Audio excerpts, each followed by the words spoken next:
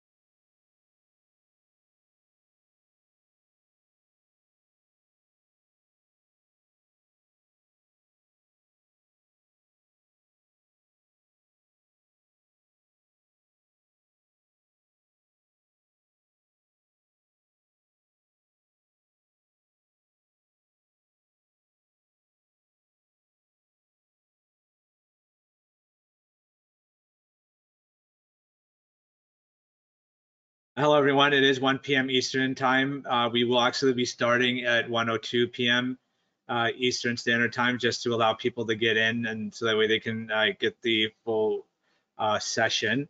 Again, just as a reminder, if there is a questions box that is available to you, please feel free to post any questions that you have during the session, and we'll do our best to answer those answer those questions as we go along throughout the session. Thanks.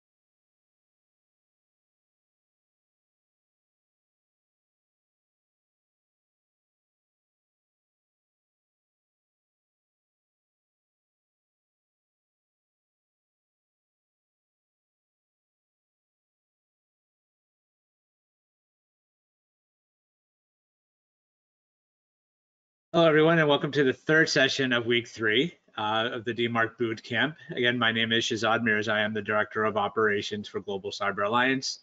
And what we're going to do today is we're going to go ahead and we're going to break apart the DMARC policy. So just like last week, we talked about SPF and DKIM.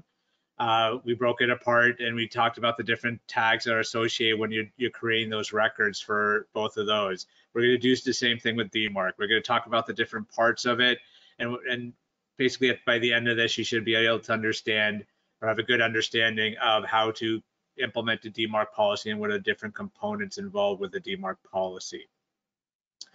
Now, so just as a reminder to folks too as well, so if you did attend the last 2 sessions from this week, the first half is going to be the same as the previous 2 sessions.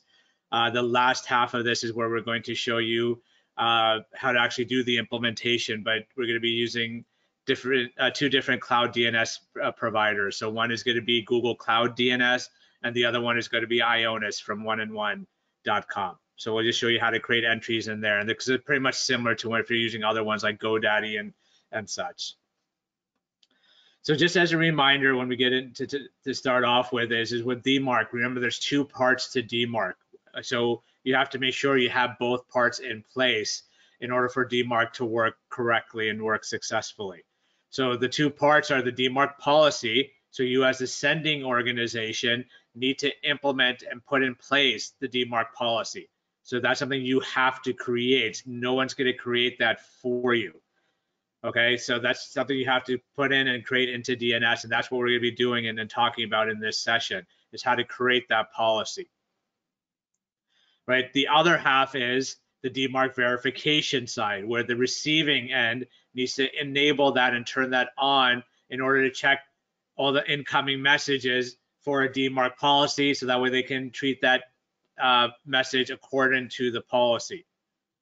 Right, so DMARC verification isn't something we're not going to get into because it varies per system that you're using. Right, so these are your email security gateways that can do these for you, or some cloud security email cloud service providers will already do this for you. Right, you just have to go in and turn it on. So it's typically an option you just look for DMARC verification, put in the check mark, and there you go. Now you're checking all incoming messages for that. There may be some other options that are involved as well. Like do you want to actually, if instead of quarantining in the recipient spam folder, you can put it into your own and check it from there.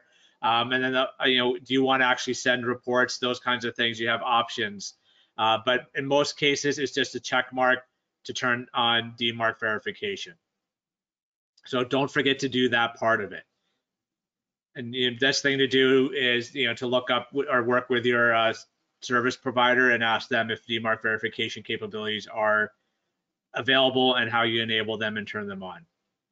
So things you have to take into account when you're working with all of this, right? You make sure you know your mail systems, right? I mean, that's really more along the lines of when you're working with SPF and DKIM, because you want to make sure that those things are in place, that you have the appropriate information, or at least starting to collect that information in terms of what you need to put into your SPF and what you need, whether or not they support DKIM, and what you need to do in order to create the DKIM keys and generate the DKIM keys, and even able to sign the DKIM using the DKIM keys that are being generated. You need to have admin level access to DNS, right? And that's a public facing DNS, because this is where you're creating those records, right? It's not internal DNS servers, it's your public facing DNS server. So where you put your www entry, where your A records are and your NS records and stuff like that are located. That's where the SPF, DKIM, and DMARC records are going to be created. Why do you need admin, right? Because they're the only ones who are going to be able to create those, or unless you have like other special permissions like service level permissions. But you at least need to know, if you don't have admin access, at least know who your administrators are and know if you have a change control process in place as well. Right, because the change control process may be that you have to submit it at a certain time, and then you have to wait 2 weeks before they actually do the implementation. Or there may be questions that they may ask in terms of implementation as to why you're doing it, is this correct, and things like that. If you have it, have a list of public domains, not just your subdomains, but a list of public domains that your organization uses. So whether or not they're used for email or not. So, obviously you use your main domain that you use for email. If you have for some reason you have a different domain that you use for your website, make sure you have that list. Make sure you have a list of public facing subdomains. Make sure you have your variations as well, right? If you have a .net, a .com, .org, .biz, whatever type, whatever, those are variations. Make sure you have that list, because you're going to be applying DMARC to those as well. And I'm going to show you how to do that. So how to apply DMARC and protect those public domains that are not used for email, how to protect them using DMARC as well. And if you have them in place, have SPF and DKIM. I mean, do you have to have SPF and DKIM when you're going to start off with, if you're going to implement DMARC? You don't, but that's as long as you stay at the lowest level of DMARC, right? The one that doesn't do the enforcement, the one that doesn't do blocking, right? Level 9. That we mentioned in the first week, and I'll explain those again in this deck as well. So as long as you're starting at the lowest level of DMARC, you can actually go ahead and implement DMARC. You don't have to worry about SPF and DKIM, because again, you're just in monitored mode. So when you get the enforcement levels, then things are going to break. But, you know, or if you want to do SPF and DKIM first, you can always do that. You can do SPF and DKIM first, and then put in DMARC, look at the reports at the lowest level, and then make your way up to the higher levels. But again, we're going to focus on DMARC here. So let's break apart and look at the different components that are involved. So in DNS, there's various types of records that you can create. The specific type you're going to create here is going to be a TXT record or a text record that you're going to create. All right. So it depends on the DNS system you're using, because, you know, they all should call it TXT, but some may just call it out as text. So they might put in that TXT in there, but it's going to be a TXT record that you're going to create. Now, when you're creating records in DNS, there's typically two parts to it. There's a name, so they call it either a name or they call it a host name. And then there's a value, or they may call it text, right? That is, so when it comes to DMARC, a name is required. You have to put that in. It has to be underscore DMARC in lowercase, just like you see on the screen. So underscore DMARC, that's what you will call the name. Now, again, depending on your system, you may or may not have to append your domain name to it, right? In most cases, when it comes to cloud DNS, you do not have to add or type out the full domain name. It automatically appends it for you, but just be wary of that fact, okay? So the majority of them do that. There may be some out there that may require you to actually put the full domain, but the name must always start off with underscore DMARC, and then it becomes .company.com. The underscore has to be there as well. So if you just put in DMARC dot, that's not going to work, right? It's not going to be recognized. The way these verification tools out there recognize it is to look for underscore DMARC. So that underscore is required. The value, all right? The value, again, is now that's going to be your policy. That's going to define the components of your policy. That's going to define what your conformance levels are, where you're sending email to, and what other requirements that you may have when it comes to creating your and defining your DMARC policy. And this is what the receiving side is going to follow. All right. So those are things. That's something you have to. These are things that you need to create, and you need to break up. We're going to break apart in these next few slides. Now, what we did here is just create one slide where you can actually see everything and all the tags and what each of the tags mean. Because this way, then when we're sharing our slide deck, you know, if you download it, you can just look at this screen, and if you want to go into the more details, you can go into the other slides. But at least this way you can see which ones are required, which ones are recommended, which ones are optional, and some that you would need to consider using. And again, I'm going to go into detail with each one of these individually. The one that I do want to focus on first, though, is the one under required, which is V equals DMARC 1. That is defining what version you're using. And right now, there's only version 1. There is no other version. There's nothing else that's being used at this point in time. There is no discussion right now that's going to, anything in the near term that's going to cause it to change to a different number. You may have heard of DMARC 2.0.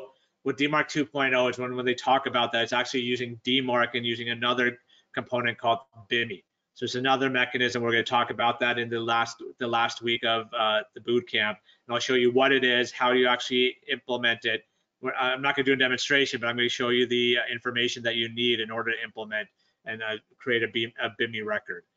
But always V equals DMARC 1. That's what the policy must start with. V is in lowercase, DMARC 1, DMARC is in uppercase. Okay, so the tags you'll see, their tags are always in lowercase, but for V equals DMARC 1, that is case sensitive and it's required to have capital letters for DMARC. The next one is P equals. So the P equals stands for policy. So this is where you're defining what policy level you're going to implement, right? So you have those three options, right? If you remember from the first week, P equals none, P equals quarantine, or P equals reject, right? You can only have one DMARC policy per domain, right? If you have subdomains, you can create a separate DMARC policy for that one, but otherwise it's only one per domain. So V equals DMARC 1, semicolon, P equals none, semicolon. So that's the order it must go in, right? V has to come first, P must be second. After this, you can put whatever you need to put in. And the other thing is, as you notice, the semicolons. the semicolons are also required. The semicolon, so each tag set is separated by a semicolon, so that semicolon is required and needs to be placed and put in. So that is a requirement there. So V equals DMARC 1, semicolon, P equals none, semicolon, and then after this, whatever tags you wish to add, then you can add those tags. Now, the other thing to take into account with the P tag is also not only going to apply to the top level domain, but it's also going to apply to any sub-level domains, whether the subdomains exist or not. Right, so subdomain, I mean, so like say, for example, globalcyberalliance.org, I apply my policy there, but then there's a sales.globalcyberalliance.org. That's a subdomain. So whatever my top level DMARC policy is, that automatically will apply to the subdomains. So there's things you have to take into account and consideration, especially if those subdomains are used for email purposes. And I'll talk about that in a few slides. All right, but just as a reminder as to what these policy levels mean, right? So always start off with none. When you're starting with DMARC, start with none. That is good best practice. I'm going to recommend that even if you think you know what your email domain looks like or what your email infrastructure is like. Start off with none. All right, and the purpose of none, again, is you're putting yourself into monitored only mode, right? Because you're not blocking anything, but what you will do is add the additional tags to enable and turn on reporting capabilities. So that way you can review what you need to review with your reports, and you can do what you need to do. All right, so that's why you want to do P equals none. So V in that case, in that situation. So always start off with none. But the other thing to take into account is when you start off with none, enable reporting, because if you just put in V equals DMARC 1, semicolon, P equals none, semicolon, you're not doing anything. You have a policy, yes, but your policy does nothing. It's not protecting you in any way, and it's not doing anything for you in any way, right? You just have a policy there and saying, so you need to enable reporting. You need to turn the reporting feature on so that way you learn what you need to do and move on and move to the end. So a question is a semicolon required at the end of the final tag in the DMARC record? I am going to say yes. It's really best practice to put in the semicolon at the very end. If you don't, will it break things? No, it won't break things, but I mean, best practice, put in that semicolon at the end. It's just for long-term situations, it's future cases, just put that in. So we recommend put that semicolon in, but if you haven't put it in, it's not necessarily going to break anything. It is going to break if you leave it out between the tags. But if at the end you don't put it in, again, we recommend put it in. If you didn't, it's not going to hurt. It's not going to break anything at this point. Now, okay, so you're starting off with none. So that's where you're getting those reports. You're making the adjustments that you need to make, and then you move up to those enforcement levels of quarantine and reject. Right, because remember, if you jump right to reject and something is misconfigured, right, the SPF DKIM and alignment are all off, they're all failing, messages are gonna get dropped, so you're dropping legitimate messages. So make sure you start at none, then work your way from quarantine up to reject. All right, so best practice, start at none. So just again, as for that aspect, so we will get into more details with the reports next week. So we'll talk about the different types of reports, we'll break them apart. But I will talk about now what are the tags that are involved for creating and implementing the reports. But the details about each one we'll get into next week. So the two tags for creating reports are RUA and RUF. So RUA, just very quickly, are aggregate reports. That's the one you want to get.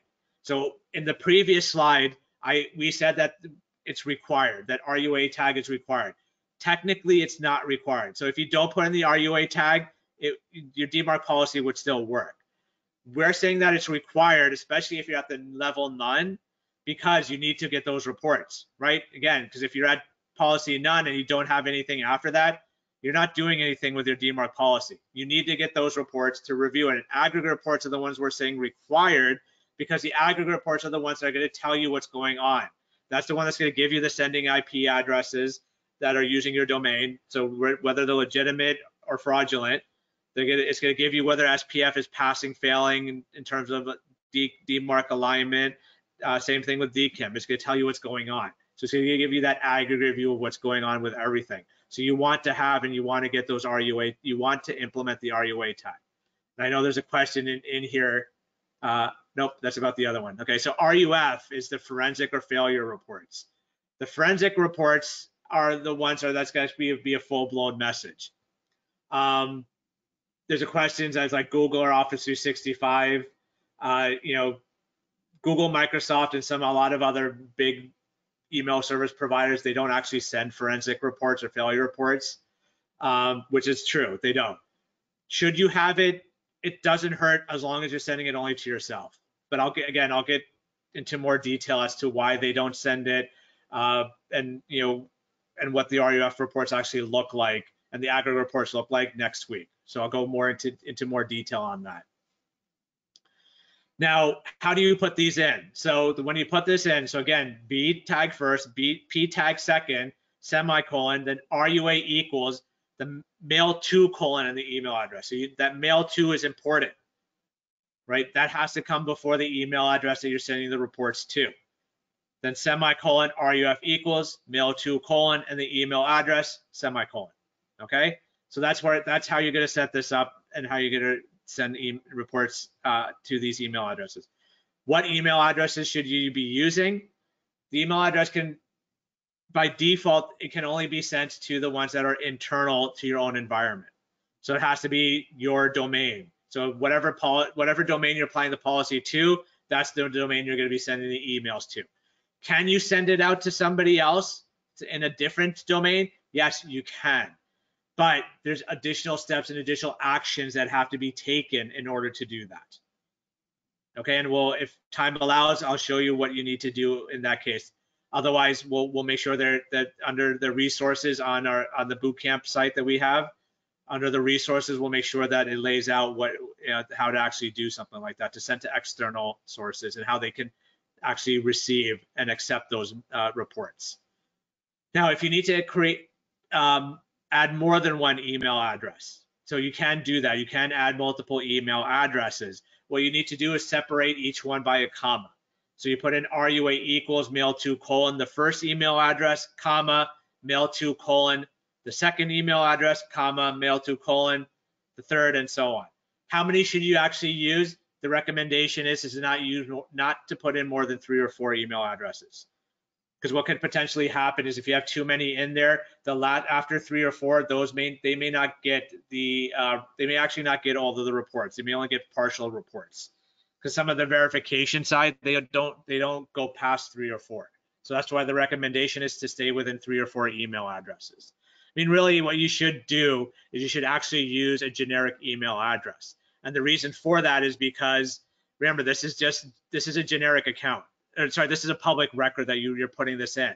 So use a generic account. Use something like DMARC at company name, or if you want to separate out the aggregates and failures, put in DMARC-RUA at or DMARC-RUF at. So that way it's just going into one, and you're not getting inundated in your personal email with a ton of reports that are coming in. And plus, then you're not sharing your personal email address out to the public.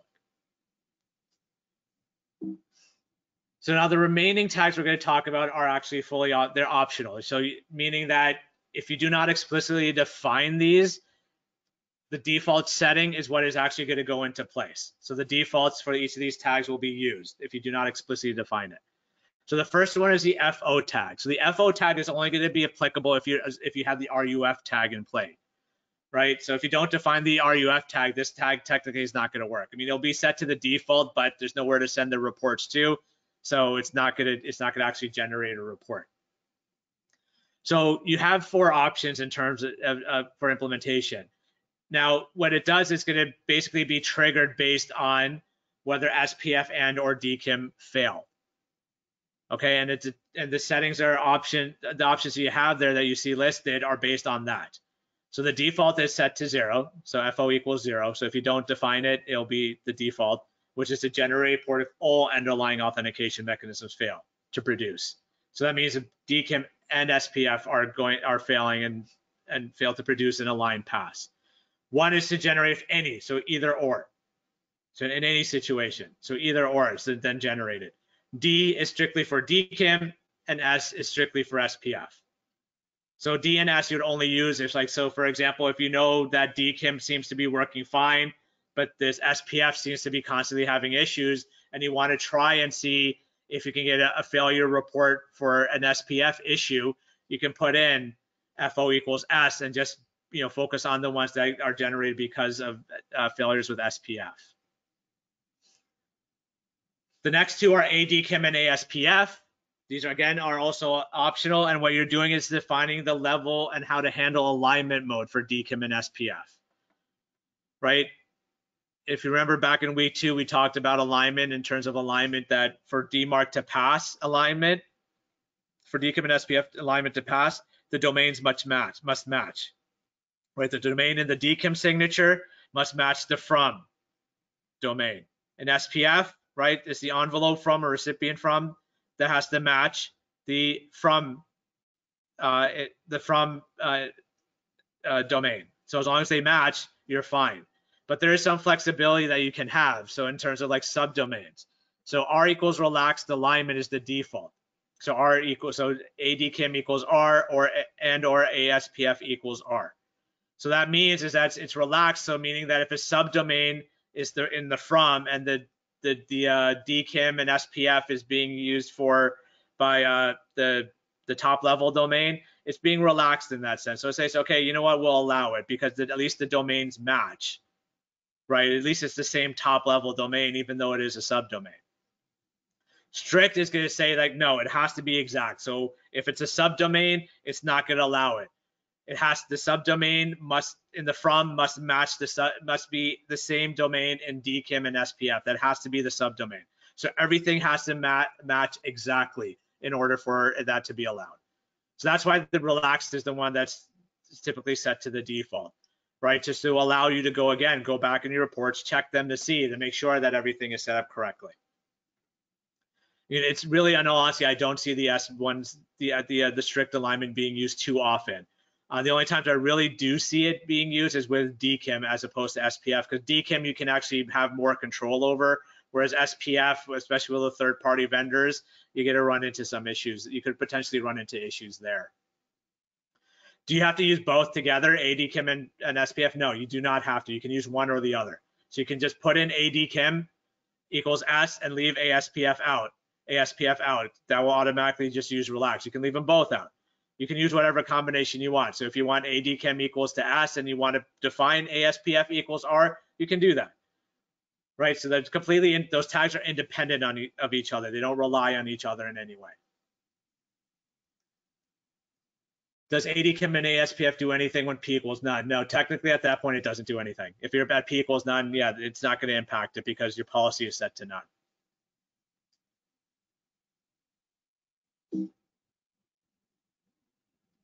The next two tags are RF and RI. So this has to do with reports. So RF is a report format. So what format is a report going to come in? The default is AFRF. The other option is IODEF. I'm not going to go into details with those because that alone can be time consuming. I did provide the RFC so that way if you want to look at the RFCs, you can do so. When did this situation come where you may need to use an IODF? That really depends how you're consuming these reports.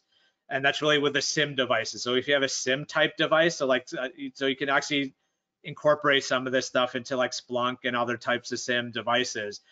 Those devices may have a specific requirement in terms of how the formatting of it might look. If that's the case, you may have to go IODF, but otherwise, majority of the times, I've only seen AFRF honestly being the one that's actually being used the most. Actually, I don't think I have ever seen IODEF ever been used, but that doesn't mean it's never been used. The second one, RI, so that's a reporting interval. So how often these reports are being sent back to you from the receiving side. So how often should they be sent to you? So the default is 24 hours. But again, remember this is in seconds. So that's 84,600 seconds. That's the default value. So within a 24-hour period, you're going to get reports, right? And that's not going to be exactly 24 hours. You typically within a 24-hour period. So you may see when you get reports, you're not going to get all these reports at like midnight exactly, right? It's going to vary throughout the day. it just really depends on how often those reports get in and when the receiving side starts generating these reports for you.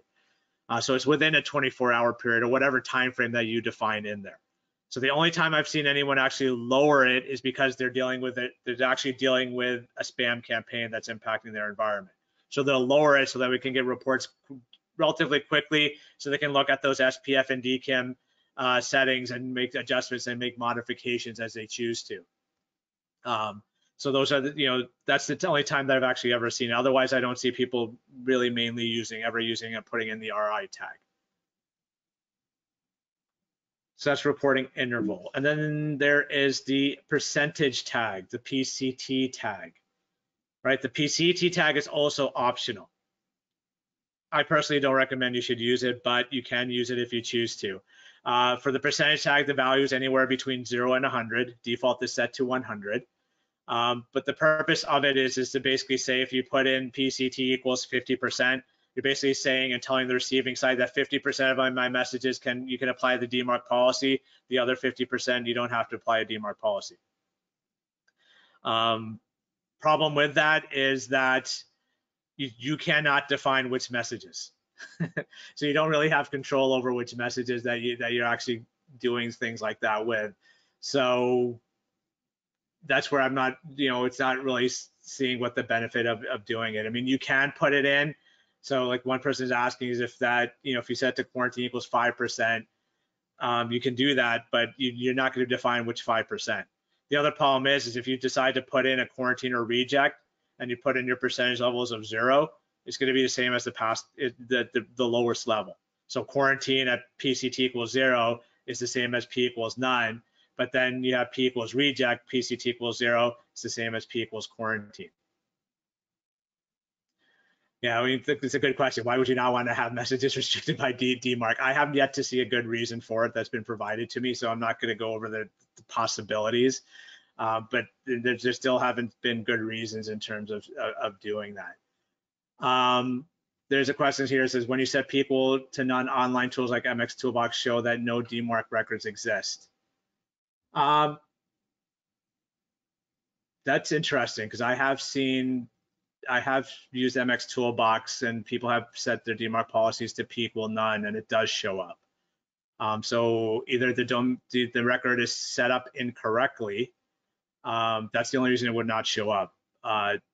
So we may have to, maybe you may need to contact me directly to see which domain is good. But I've tried domains in MX Toolbox with P equals none, and they do show up.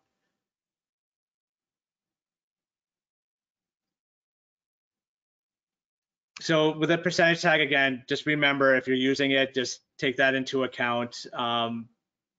Especially if you don't put in PCT equals 0, that's just pointless. Even if you add the level none, it's pointless. At level none, you don't even need to use a percentage tag because you're not actually implementing DMARC in that situation. And then the last tag I want to talk about is the SP tag, and that is the last tag. So remember with the P tag, right? The P tag I said applies to your top level domain as well as your sub level domains, right? But that could potentially create a problem, especially if your sub level domains are being used for email purposes, right? Because if you're moving your P tag to reject, your subdomains, they're not ready to move because they don't have SPF and DKIM in place yet, so they can't be at reject. But you need to move your top level domain to reject because maybe there's a spam campaign going on, or you really need to protect it.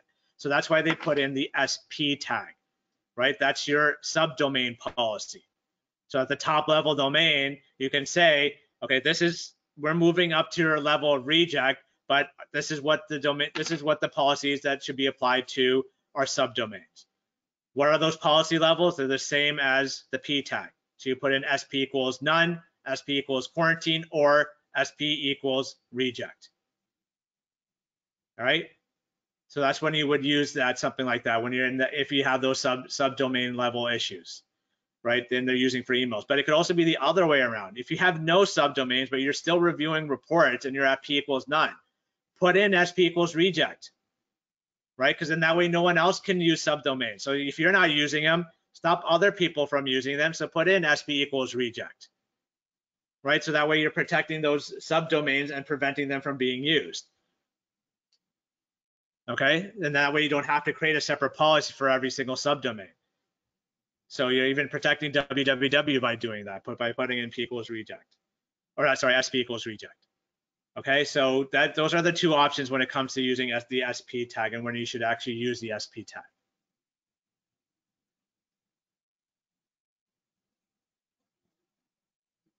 So let me try to answer a few questions here before I go on to the demonstration, just really quickly. So one, how often does receiving end check the SPF and DMARC policies? Is it for each email that comes in, or does the spam filter cache the record? So every email that comes in, that's when it's checking for the DMARC policy and the SPF at that point.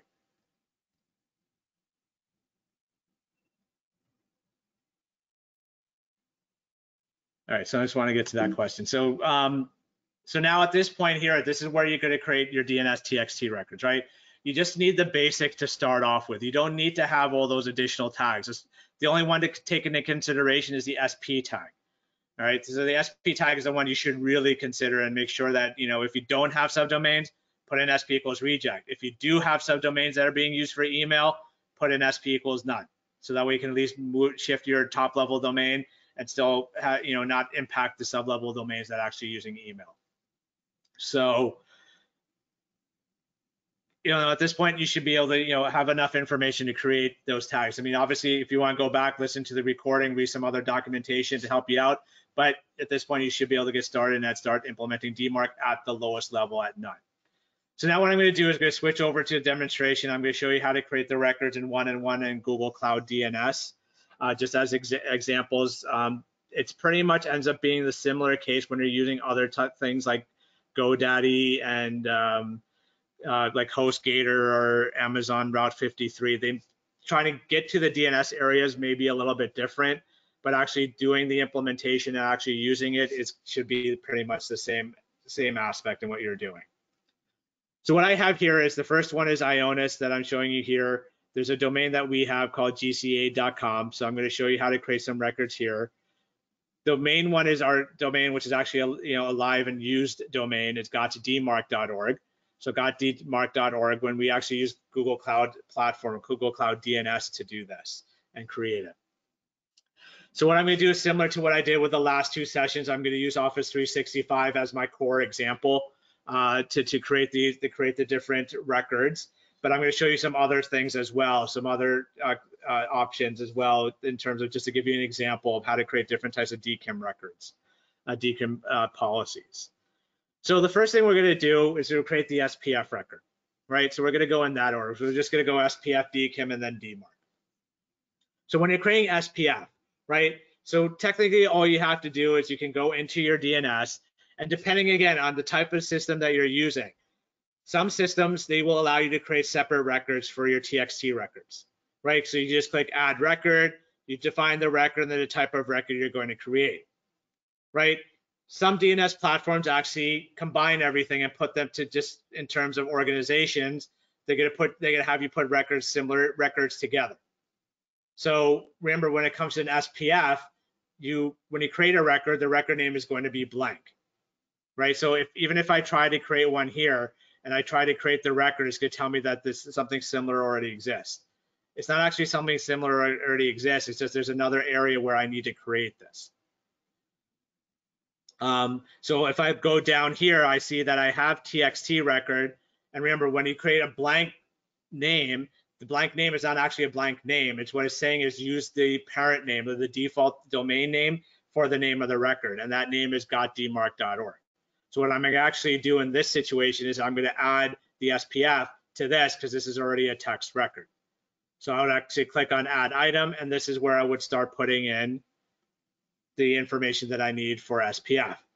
Now, when it comes to cloud service providers and you're creating TXT records, you're going to need to use the double quotes. Okay, some of them actually don't require you to put the double quotes in. So if you don't put the double quotes in, most cases it automatically appends it and adds the double quotes for you. Okay, so here but in this case, if I don't put in the double quotes, it's going to tell me that you need to put in the double quotes. And even if you look at the example, and let me make this a little bit bigger so you can see it. If you look at the example, you see that there's actually quotation marks in there. So you're going to need to put in those quotation marks at that point. So for example, so the way you would start off is you would put quote V equals SPF 1, right? But now what do I put in after this? You know, what, I mean, I know I'm using Office 365, but what is the text that I need to put in here? And this is where using Office 365 or going to your Google G Suites or going to whoever your mail service provider is, they will supply you with that information. The third-party vendors will supply you with that information. So you need to use their resources. Don't look up. So don't do a DNS lookup of what their SPF is. Don't do a DNS lookup of their text records and copy their SPF, right? That's not how you should be doing it. You need to go directly to their help desk or to their resources to see what you need to put in, right? Because their SPF is going to do stuff for their servers and their systems. You don't want all of their systems to be able to send using your mail. Okay, so remember that. So what I'm going to do here is in Office 365, I'm in the Admin Center. So in Admin Center, I'm going to go to Settings. I'm going to go to Domains. And then under Domains, I see my domain. Click on that. And here's going to tell me these are the records that you need to create in order for you to be able to use Office 365 to send mail. So we obviously need a mail exchanger record. Because that's going to define how to receive and send mail, where it's coming from. And then this is going to tell you this is your SPF record that you need. So they actually require that you have to have an SPF record in place. So I already typed in V equals SPF 1. What I'm going to do is just copy the rest of this and just paste it in, and then make sure I put in the end quote. Now, when I go with another third party, so say for whatever reason I'm using Google G Suites as well, so I would put in include colon, and it's underscore spf.google.com, right? And the same thing that I would do for anything else. So if I'm using Salesforce, this might not be right, but I'm, if it is, great. If not, then I'm just making it up. But like Salesforce.com, right? But I have to go to Salesforce and check out to see what they have. So this is where I would keep adding these. Just remember that remember the 10 domain lookup at that point, right? Don't have too many domains in here. Okay, but only put in the items that are actually allowed to send mail on your behalf, right? Don't just put in anybody in there just with the assumption that you're using it. Even when you look at the DMARC reports, don't just add them. Don't just add the ones that look legitimate to this. Talk to your staff to make sure it actually is, because it could be somebody using a legitimate system to send spam. So those are things you have to take into account. Right, this is also where I can put in, if I have MX records, I can put in MX. And then that way I don't have to define every single mail server in here. And then once I'm done, I just click on save. And there you go, now I have my SPF record. And then anytime I need to edit it, I just click on the pencil, go in and edit it, and then I can make my adjustments, save it, and then it should hopefully over time replicate on DNS. Right, and this is the same thing. So here's Ionis. So 1-on-1. So this is kind of the same thing here. Now, the reason I wanted to do this one is because they do actually do things that's slightly different. So if I want to create SPF here, I can click on Add Record. And you notice here that you have two options. You have SPF TXT and you have TXT. So some DNS hosting providers will actually do this to you. So if they do that, then use the one that they say for SPF. Even though it is a text record, it's actually creating. Why they separated out this two, I'm not 100% sure, but just be wary of that. If they do put SPF, then use that one. And then this is the same thing where you can define your host name. So in this case, they do actually have you put in an @ symbol. You can actually define the way, so this will actually define it. If you want to use -all or tilde-all, right? Soft fail is a tilde-all. So if you do that, what they do is that they're going to make the assumption that you're using their mail servers, right? So it actually creates the record for you. And you see it puts the quotation marks in. If you choose hard fail, it just puts it as a -all. Or custom, because if you're not using their mail servers, you would just put in your own. And I did this before in the past, so I can just put it in. But you notice that I didn't put in, there's no quotation marks. But if you look at the preview, it actually automatically puts in quotation marks for you. You see? So this is something, so but even if I do put in the quotation marks, it's going to put the quotation marks in twice, but it should ignore it. So I'm not going to save this record. I'm going to cancel because I'm going to use this Ionis one for some other things there. So this is how you create an SPF record, and that's what you're going to do. So someone asked if we use an email security gateway, would that be added to the SPF record? Yes, because that's actually where as far as the receiving side is, that's where the message is actually originating from. It's from your email security gateway. In addition to whatever other provider you may use. So like if people have Outlook 365 and ARM ports, so I recommend that you do put in the Office 365 in the include, and you put the ARM port public IP in there as well, just to safeguard it. Because in case there is a message that happens to go through Office 365, at least you're still protected. Now the next thing I want to show you is DKIM. So how to create DKIM records. So again, now when it comes to DKIM records, there are two types of records that you can create. You can create a CNAME record and a text record. Okay, when is a CNAME record being used? CNAME records are typically being used when you're using a third-party vendor. So like Office 365 or MailChimp, in some cases Salesforce as well. Because what happens there is what they're actually doing is they're telling you to use an alias. So that's what a CNAME is. You're creating an alias. So what you're saying is, I have a DKIM key, but look up this domain to find what the key actually is. So that's what the CNAME is doing. So you're taking it from your domain to a different and pointing to a different domain. Then when you actually go to that domain, that's where the actual key is that exists. But there's also text records. Text records are when you're creating your own DKIM records, right? So if you're using your own. So like if you have an Exchange server, or if you have an email security gateway, in most cases, those are going to be having you create a text record. So you're generating your own keys, so you have to publish the public key on your own. So that's when a text record is being used and when it's being created. So at that point now, what you're going to do is, so what I'm going to show you is I'm going to show you both. So Office 365, like I said, uses CNAME records to create this.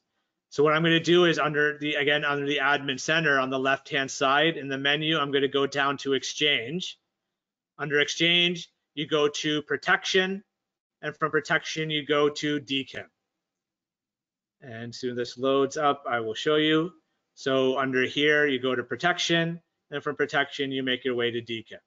Now under DKIM, the way Office 365 works is actually, DKIM signing is actually enabled by default, but it's enabled using this domain, got.dmarc.onmicrosoft.com, right? So when you look at your reports, you're gonna see that DKIM passes, and the D equals domain is got.dmarc.onmicrosoft.com, or whatever your domain.onmicrosoft.com. Problem is that when you look at the alignment column, it's going to fail, or it's going to show fail unaligned. And the reason is because the from address is actually got.dmarc.org. It's not at got.dmarc.onmicrosoft.com. So you have an alignment failure at this point, right? Because there's two different domains. They're not even subdomains, right? They're two different domains completely. So this is why you actually have to go in and turn and enable DKIM for your domain. Okay, so now the thing is I can't just go ahead and enable it. And this is the situation with many third-party providers. You can't just go in and enable it, right? You actually have to create the records first. Once the record is created, then you have to come back here and enable it. Okay, but the nice thing is if you click on enable here, there'll be an error that pops up. And in here, you should be able to see what the values are for the records that you need to create. And it even tells you what type of record to create, right? It tells you to create a CNAME record. So it tells you it doesn't exist. Why does it do it this way? Because it wants to validate it. It wants to make sure that you're not just turning something on and they're going to start signing messages, and then the other side is going to have DKIM validation turned on, or DKIM verification turned on, and they're going to say, well, none of these messages are, all these messages are coming and signed, but we have nothing to check against, right? Because the record hasn't been published yet. So you have to make sure you create those records first. This is their check, right? This is their way of making sure that you create the record first, and then put in what you need to do. So this is where we're going to actually go in and create a new record, because I don't have one in place. So I need to actually add a new record. This one is going to have a name. What's the name? Typically, when it comes to the name generation for a selector, you can actually pick whatever your domain name is. But that's only if you're creating your own records. When it comes to third-party vendors, you need to use what they give you, right? You can't just make it up. So Microsoft always uses selector1._domain key and then your domain name. All right, so this is the selector name. In this case, it's a C name we're creating. I'll stick to 5 minutes because maybe, just to get things going really quick. And then in here is where I'm going to add in the information that they're providing to me in here. Right, so selector one got DMARC org and so on and so forth. So this is where I will put in selector one got DMARC org _ domain key. So this is where I'm actually pointing to look up what my my public key is actually going to be. Right, it's on Microsoft.com. Right, so this is the actual domain where my public key is being hosted. But it's just saying for when someone looks up my domain, this is the selector, go to this domain to look up what the actual public key is and do the comparison. All right, so that's what you're doing when you're pointing to a different one. So I just do that, click on create. Now I do have to create both. So I do need to create selector two _ domain key. And then add in the value and change this to 2 because that's the second. So Microsoft uses 2. They give you 2 at this for this.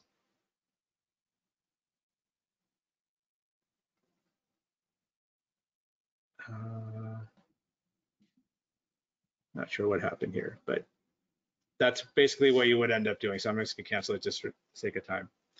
So you would end up creating 2, and then once you have both of these in place, then you would go back here and then you'll click on enable, and it's going to confirm that both of them are in place. Now, just one thing to take into account when you're actually doing this, it may take about 5-10 minutes to actually show up. Worst case is it may actually take longer than that. It could potentially take up to 24 to 48 hours.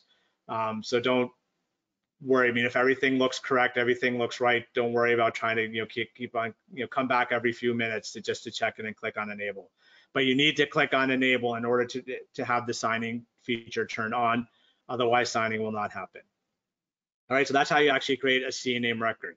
Now, say you have your own mail servers, right? So we actually have an MX record here. We have this IP address that we made up and put in. So what we need to do is we need to create a DKIM. You need to create. So say this is an MX Exchange server. So what we would actually have to do is we would actually have to put in.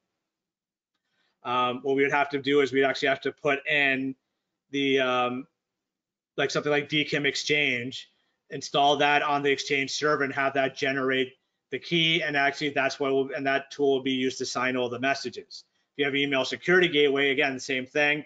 You wouldn't have that generate the key for you. And what it will do is it should give you what the public record should look like. So just to give you an example of something that, I'm just going to make one up. So I'm going to choose this site called DMCore, which can give you and actually generate DKIM keys for you. Don't use this. Okay, I'm just using it just for an example purpose.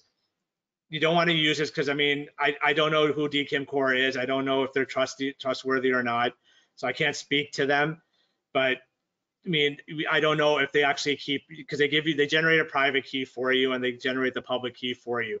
I just don't know if they keep any of this data or how long they may store this data for. So just be wary of that. Don't use this. Use the tools that are built into your devices that you have, or use DKIM Exchange if you have MX Exchange. But what I want to show you is because this creates a text record, I want to show you this is an example of what the text record output could look like, right? They give you the information. They actually generate a selector for you. So what I would take this, go into here, add a new record. So that's the part I would copy for the selector name, right? Because that's what they're defining as a selector name. I don't need to copy the .DMARC DORA because it's already there. I don't need to copy in TXT, all right? I don't need any of that information. All I really need is this information here. So I would take this, copy it, and it would be a text record, and paste it in here. And it's going to give me an error when I do this because of the size of the key. So I'm pretty sure that's what it's going to do. Maybe it will do it. Oh, it did it. Okay. So it did it for. I should actually get rid of that parentheses. But either way, this is how you would put in the DKIM key if it's a text record. So you actually have to put in the actual public record value. That's key. In some cases, what they may do is just provide you with the P portion, the P tag portion, so which is the public key signature. They may not give you the V equals DKIM or any other information. You need to start with V, at minimum, start with V equals DMARC, sorry, V equals DKIM 1 semicolon, and then put the P equals and then the string that they provide to you. So those are the two types of records that you can create, and when it comes to DKIM. You can, so the text records, and you create to the CNAME records.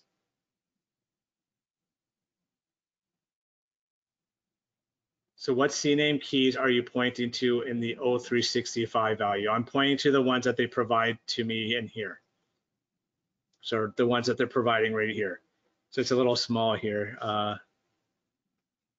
So if you see these are the ones. So this is, so they provide you with these are the values. So selector 1, this is the value of 1 for the CNAME key, and then the other one is the other one is the selector 2.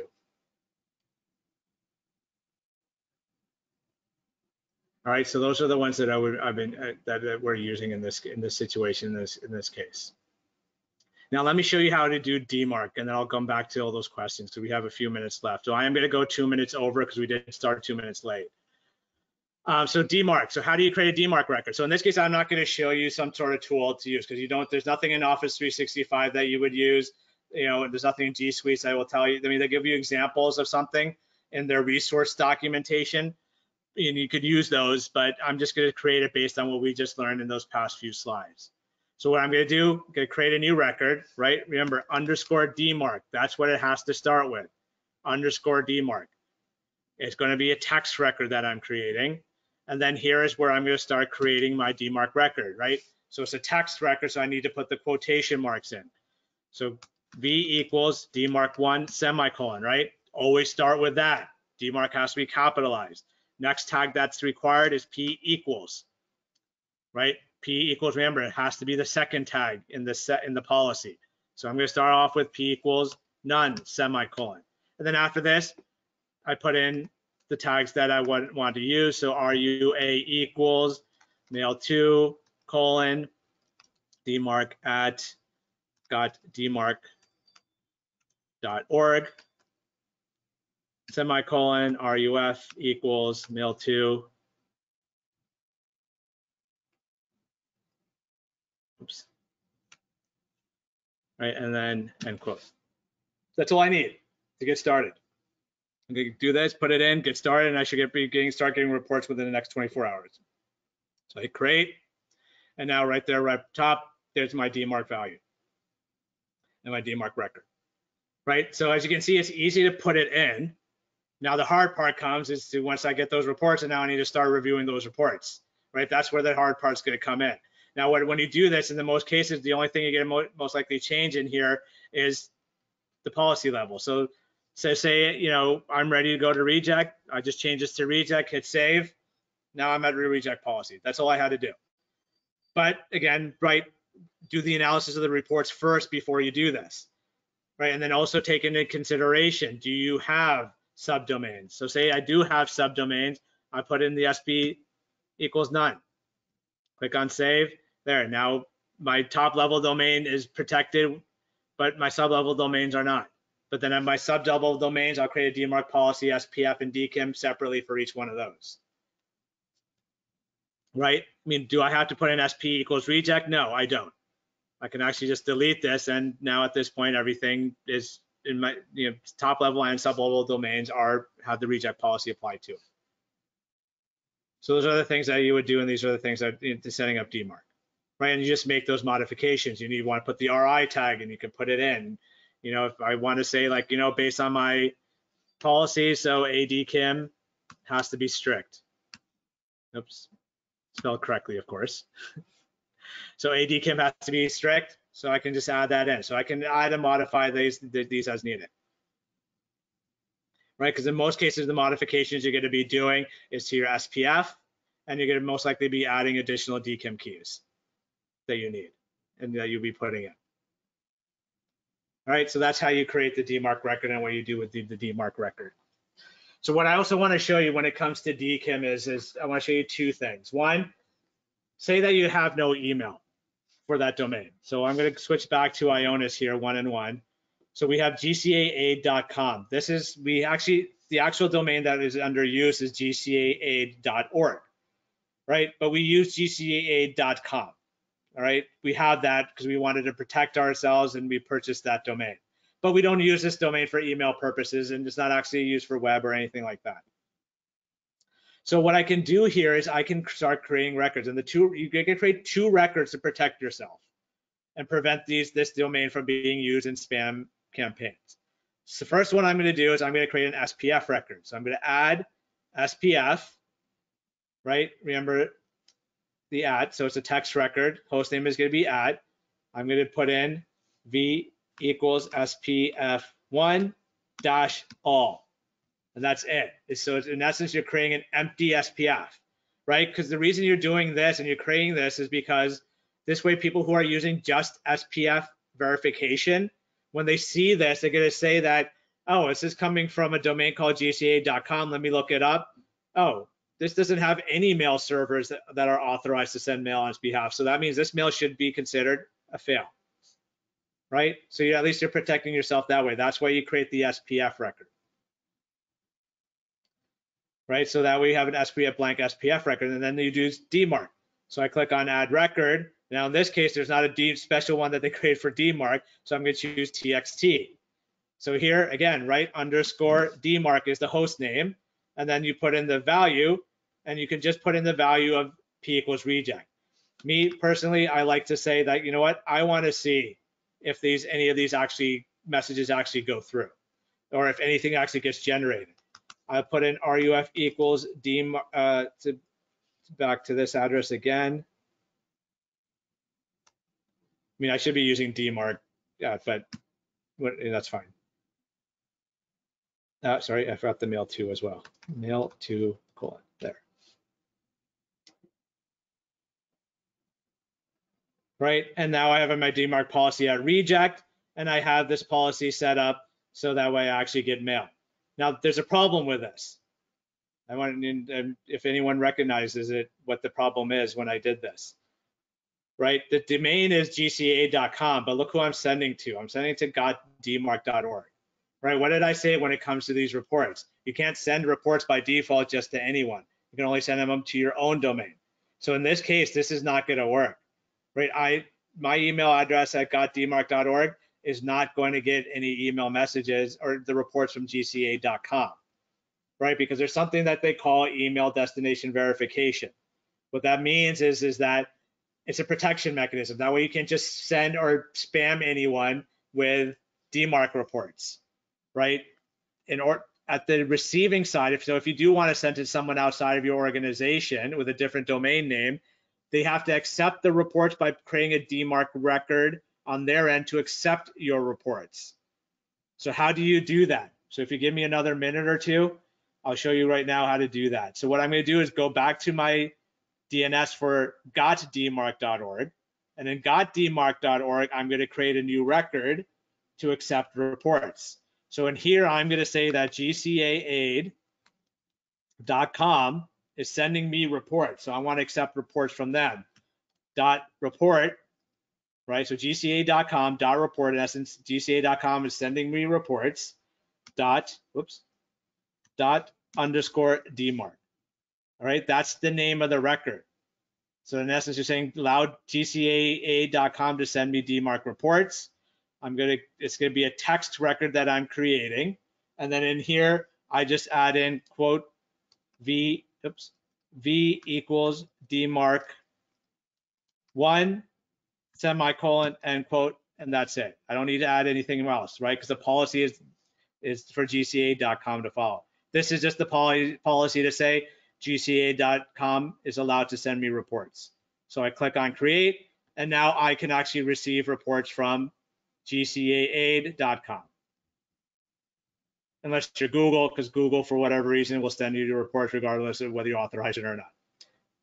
Just to put that in there really quick.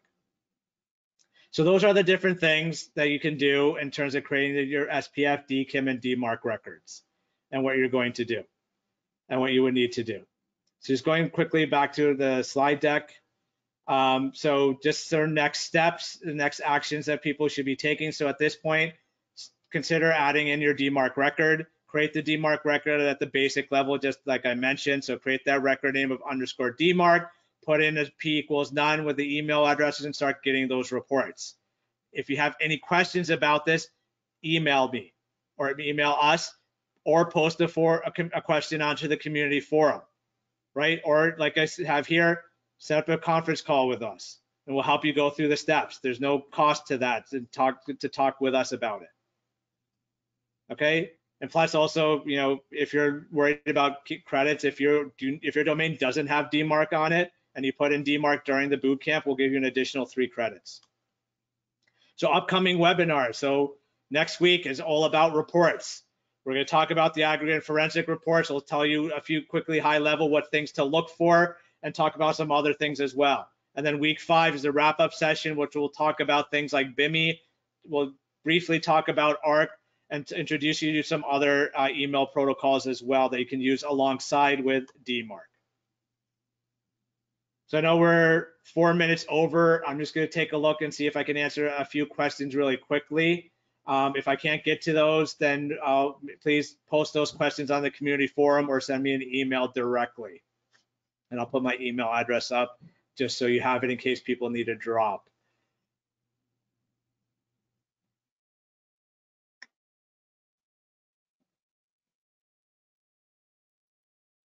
So let's see. Yes, so the DMARC reports will be over the second one. So the question is about the selector, selector1.domain to the value of Office 365. So yeah, if you're using Office 365, it's always selector1._domain key dot your domain, and then selector2._domain key dot your domain name. So just so that is clear. So if you use Infoblox Grid Manager to manage DNS, it should be the same. It should be relatively the same. If you're running into any issues, you know, you're welcome to just send an email to us and we'll take a look. But yeah, otherwise it should pretty much the same. You should just put it's always _DMARC. It's always blank for SPF. It's always selector._domain key for DKIM. So what I showed you today should be pretty much the same. Should you create a separate addresses for RUA and RUF mail too? That's really up to you. Recommendation is, yeah, you should have DMARC-RUA at and then DMARC-RUF at. The main reason for that is because you're going to get very few RUF reports and you don't want them to get mixed in with your RUA, so you may miss it and you may not see it. So it may be best, you know, just to have 2 separate ones. Does GCA offer a reporting portal to customers? No, we do not.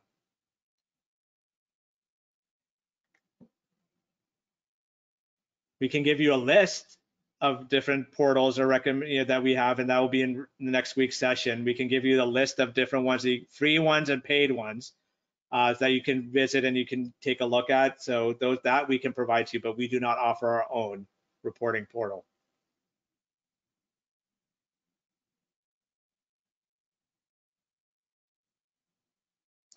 There's questions. What if you only have an email security gateway? If the email security gateway is the only thing that's being used, and that's the only public-facing mail server, then yes, you just put in IP4 and then the IP addresses or a : and then the domains of those email servers, the full domain name of those servers.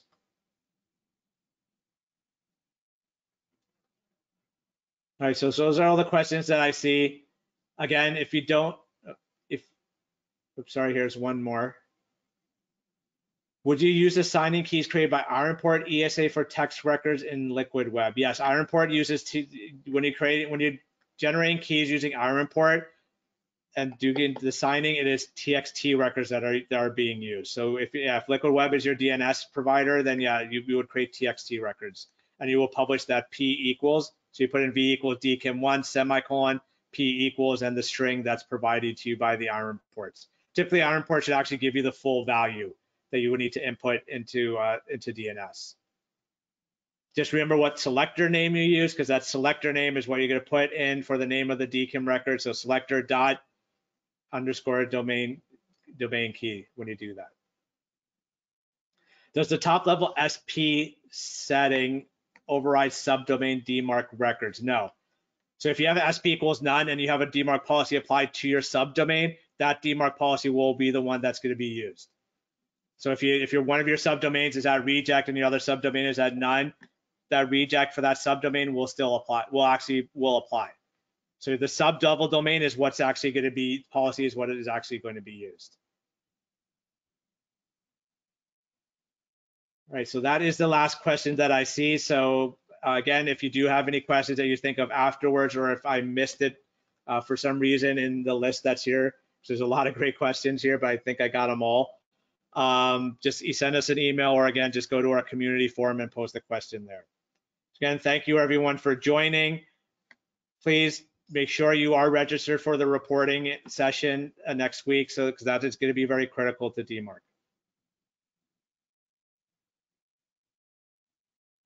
Thank you everyone, and we are going to close the session at this time.